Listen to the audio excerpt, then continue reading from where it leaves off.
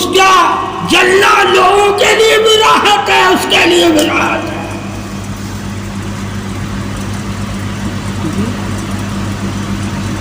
محبت میں کرو۔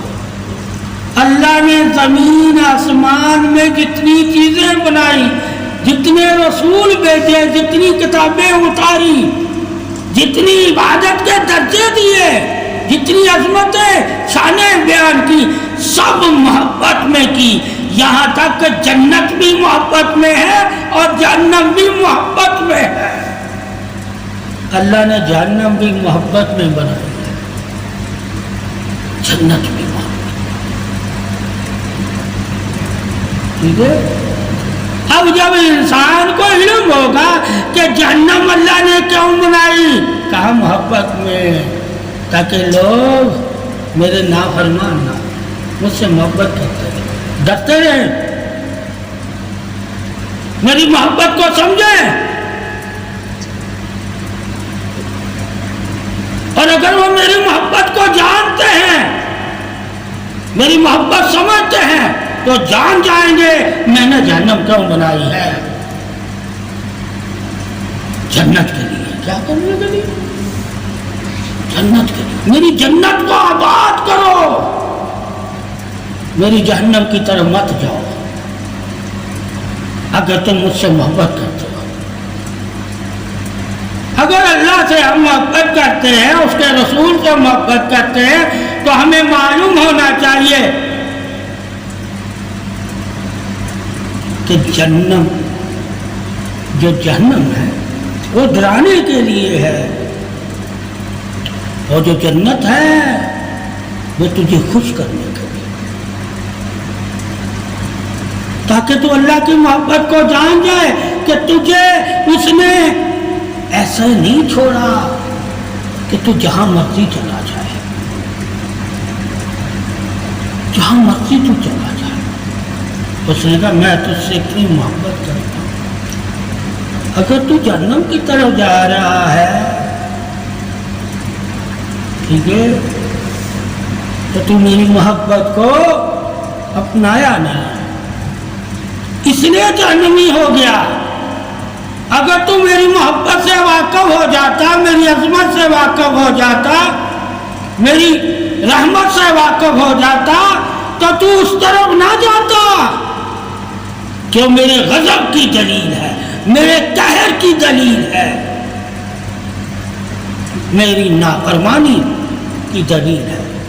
وہاں تو وہ لوگ جائیں گے جو مجھ سے اور میرے رسول سے اور مولا علی کرم اللہ وجہ الکریم سے محبت نہیں کرتے ہوں گے، اور میں ان سے محبت نہیں کرتا ہوں۔ کون لوگ جہنم میں جائیں گے؟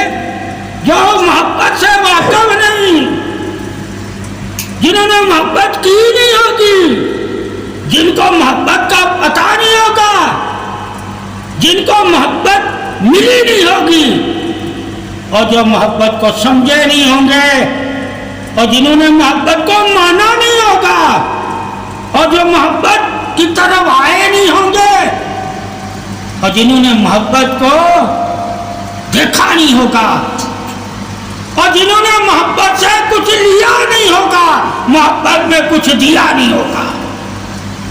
یعنی محبت میں لینا اور محبت میں دینا، یہی طریقہ آتا ہے۔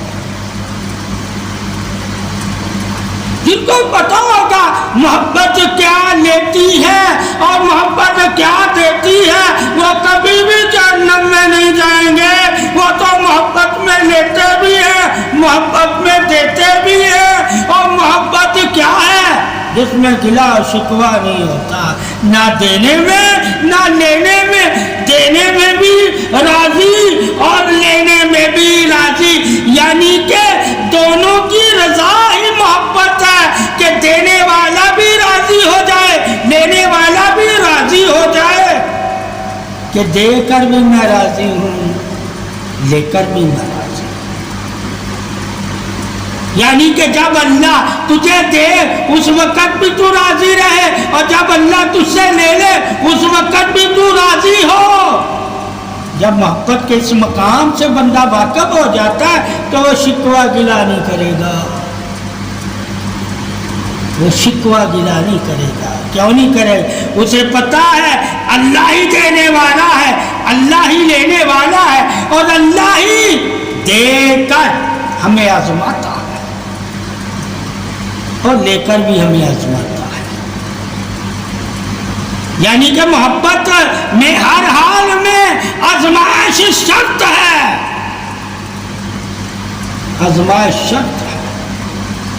اگر تجھے محبت ہوگی اللہ اور اس کے رسول سے تو آزمائش دینے کے لیے تیار ہو جائے گا، یعنی کہ قربانی دینے کے لیے تیار ہو۔ اور اگر اللہ رسول سے محبت نہیں ہوگی تم بہانے بناؤ گے، قربانی نہیں دو گے، تم شکوے کرو گے، قربانی نہیں دو گے، ٹھیک ہے؟ محبت کرنا سیکھو۔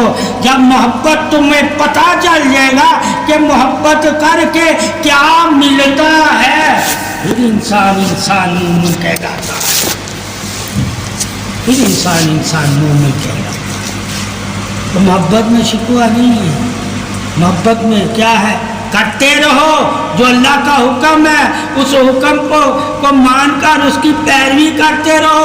وہ تمہیں دے رہا ہے، وہ تجھ سے لے رہا ہے، دونوں حالت میں تم نے اس کا حکم مانا، دونوں حالت۔